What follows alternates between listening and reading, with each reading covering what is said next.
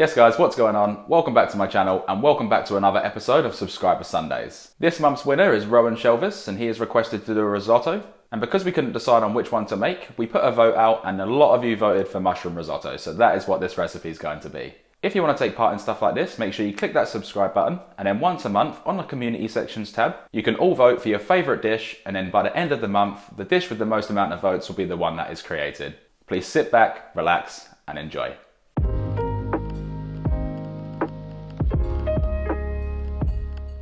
Let's start this off by placing a large saucepan onto your stovetop and pour in 1.5 litres of chicken or vegetable stock, which I'll leave my links to in the description below.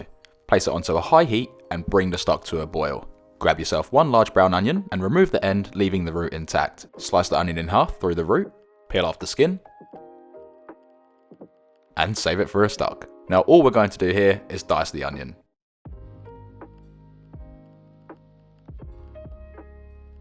Make sure to trim off any excess flesh from around the root to avoid wastage, and save the roots for a stock. Next, slice one stalk of celery into thin strips.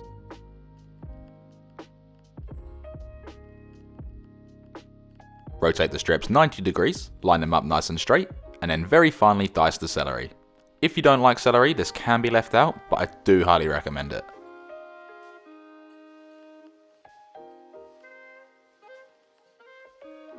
With 3 cloves of garlic, place the side of your knife onto the clove and push down to crush it. Slice the clove in half and then just thinly slice. And if you prefer, this can be minced, it's completely up to you. Scrunch up 7 grams of flat leaf parsley into a nice tight bunch. Grab your knife and give it a good old rough chop, and with all the herbs coming up, they don't have to be chopped perfectly. Roll up 3 leaves of sage nice and tight, and same again, give it a rough chop.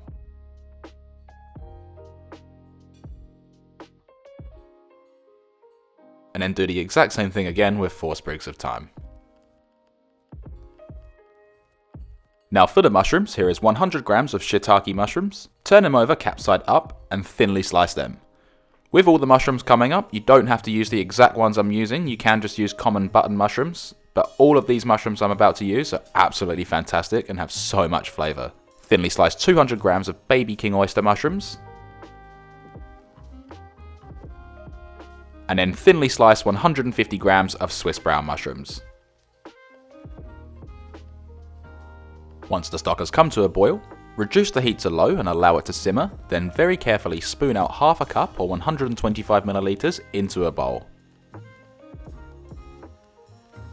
To this, we're going to add in 15 grams of dried porcini mushrooms, and give them a good mix around, making sure that they're completely coated in the stock, and then we're going to leave these to sit for 5 minutes to rehydrate. Once they're rehydrated and soft, remove them from the stock and place them onto your chopping board, making sure to reserve the stock. We're then going to thinly slice them the same as we did with the other mushrooms. Then once they're sliced, place them back in the stock, and then we can set these aside for later on in the recipe. Now we can place a large heavy base pot onto our stovetop over a high heat, and once it's really hot, pour in 2 tablespoons or 30 milliliters of olive oil.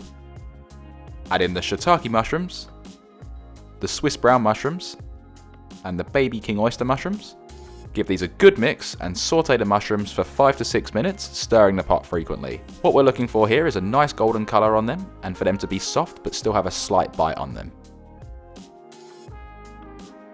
Once they're looking beautifully golden and nice and soft, we can remove them from the heat and tip them into a bowl. To this, we're going to add in the chopped parsley, the chopped sage, and the chopped thyme.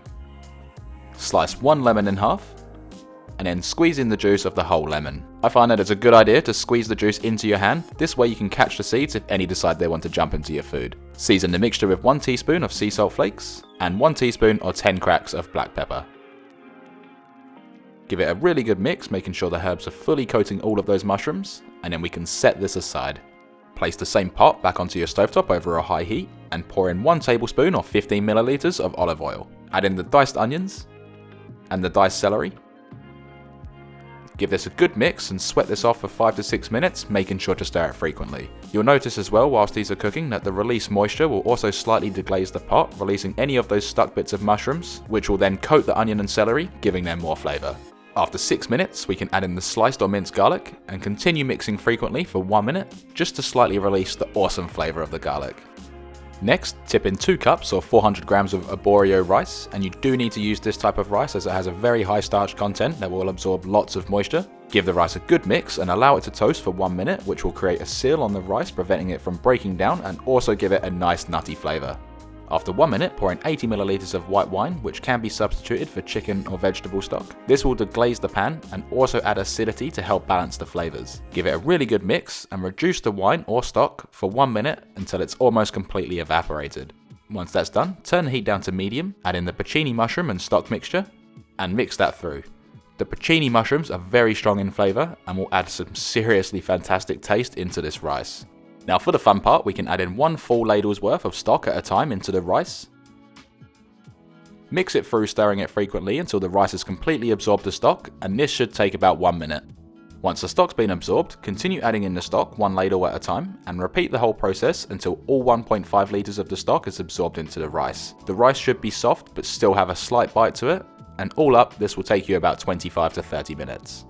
Once you get to the last full ladle's worth of stock, pour it into the rice, but this time, don't let the rice absorb all of the moisture. We still want the rice to be slightly runny and not gloopy. Then once all of that's done, remove it from the heat. Place it onto a wire rack or tea towel to prevent it burning your bench. And then we can now add in those delicious mushrooms that we cooked earlier.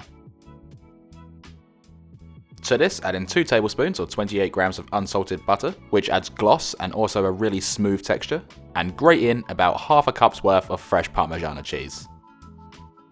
Give this a really good mixing, making sure the butter and cheese are completely melted through. Then once mixed, give it a taste for seasoning, which I'm going to add in half a teaspoon of sea salt flakes and 2 teaspoons or 20 cracks of black pepper. Again, give that one last mix. And then we can spoon that amazing risotto into our serving bowls. This is extremely rich, so the portion size is best kept slightly smaller than your average size. Grate over some more Parmigiano cheese. Give it a drizzle of extra virgin olive oil. Top it with some flat leaf parsley. And dig in. That mushroom risotto is absolutely fantastic. It's super rich, super tasty, and having all of those different types of mushrooms in there just let off so many different flavors and textures. The rice itself is creamy, still has a slight bite to it, but is really soft, and everything about this dish is absolutely amazing. Be sure to check out the description below, that's where all the important notes will be, any reheating instructions, and same with storage instructions. I really hope you enjoyed this video and I was able to teach you something. If you did, make sure you smash that like button and consider subscribing to see hundreds of more fantastic recipes and to take part in series like this. Also, thank you again for Rowan Shelvis for requesting such an awesome recipe. Thanks for watching everyone, stay safe and enjoy.